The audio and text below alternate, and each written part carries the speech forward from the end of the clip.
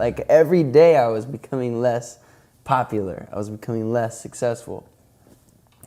And I feel like I was forced to ask the question, if that's not who I am, then who am I? You know, and it's really a privilege to ask that question. I try to remind myself of that and talk about that on my podcast a lot, which, you know, typically we all know the cliches. You're raised to believe like money or success or notoriety or attention from the opposite sex will like fill you up and solve all your problems. And people always told me my whole life that's not the case, you know, like I heard with my ears and my brain, but I didn't really believe with my heart, and I didn't like really live a life that reflected me knowing those things. So I had to find out for myself. So what I do, like all the people that told me money couldn't buy happiness, in my head I would say, you just haven't made enough money, you know? Like, I'm gonna make more than you, and then I'll be happier than you. And so I had to find out for myself.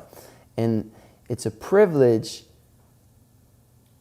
to, at 22, make money, achieve those, get attention from the opposite sex, achieve notoriety, and realize, hey, I actually feel exactly the same. I didn't really feel worse. I don't think it really made my experience of life worse, but it didn't make it better, which was scary because I really thought it was going to. And so now I have the privilege of asking, if not that, then what? And I don't know the answer yet. But how do you even embark on that? Like, that is such a big question. Like, that's, in some ways, that's more daunting to me than if somebody said I needed to break into the music industry. That at least seems more straightforward. Like, okay, I'd start a YouTube channel, I'd learn music, obviously, that'd be a good start for me. But you play, you put it out there, you know what I mean? You hope you attract an audience. But answering the question of what does this all mean, like, where did you start?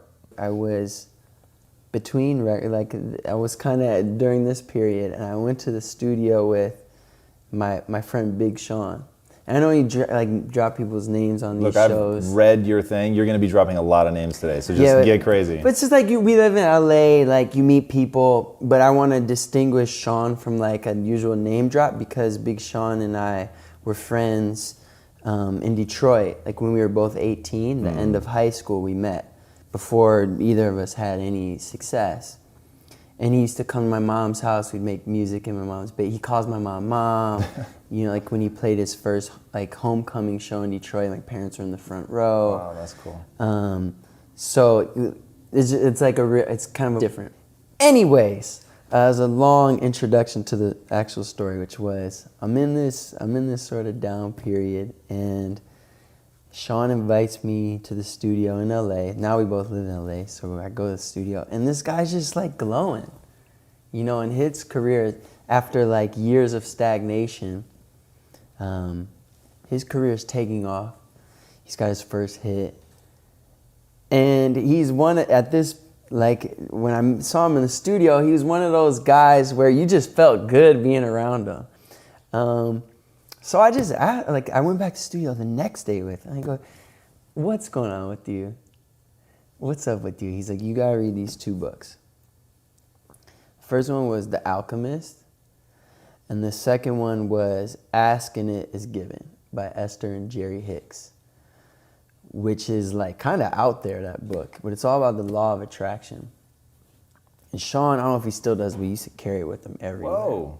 And his the cover was all like worn, and like it's a serious book, and it's about basically you get what you think about, and that I think that really set me off. So I started like exploring different belief systems, and I still am.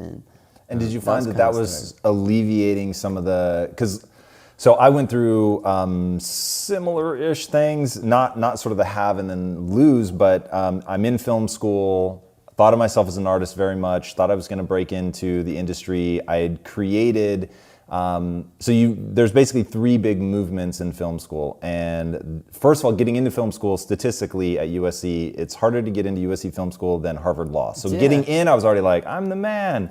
And then I did very well in the first 2 movements. And then there's a 4th thing that you do where only 4 people in the entire class get to direct, which is called a 480.